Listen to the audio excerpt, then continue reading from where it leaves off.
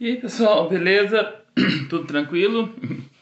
Gente, a Revolução Verde, também conhecida como a Segunda Revolução Agrícola, foi um conjunto de experiências científicas realizadas entre as décadas de 1950 e 1960.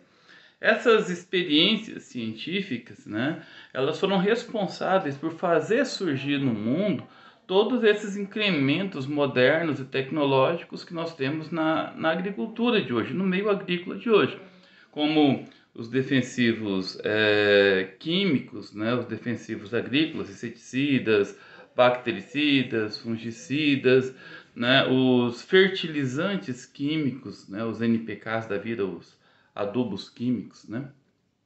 Os muitos maquinários que hoje nós utilizamos, as colheitadeiras modernas, os tratores modernos, pulverizadores, plantadeiras, enfim, né? É claro que tem todo um contexto relacionado à Segunda Guerra.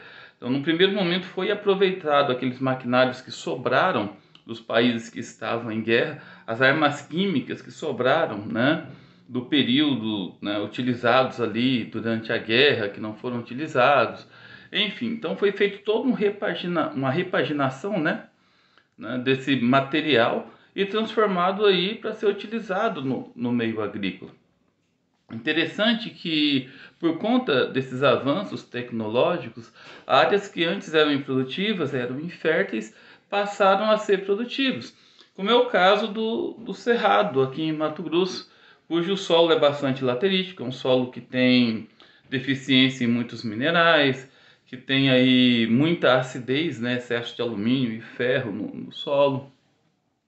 Hoje você consegue corrigir essa acidez através do processo da calagem, né, introduzindo calcário. Você consegue suprir essa falta de nutrientes com os adubos e fertilizantes. Você pode ver que teve uma evolução muito grande, né? E o ápice dessa evolução ocorreu com uma empresa americana chamada Monsanto e a descoberta dos OGMs, os organismos geneticamente modificados, conhecido pela grande maioria das pessoas como transgênicos. Esses organismos, né, eles têm alta resistência a pragas, a infecções, uma resistência muito grande no meio de transporte. Então, observa que teve uma evolução muito grande no meio agrícola, tornando áreas que antes produziam pouco em áreas que produzem muito. O aspecto negativo de tudo isso, pessoal, tem sempre um aspecto negativo, né? Que essa tecnologia é muito cara. Então passa a não ser acessível a todo mundo. Os países pobres e emergentes que dependem da agricultura, do agronegócio, da agropecuária para poder sobreviver, a sua economia acaba dependendo disso daí, né?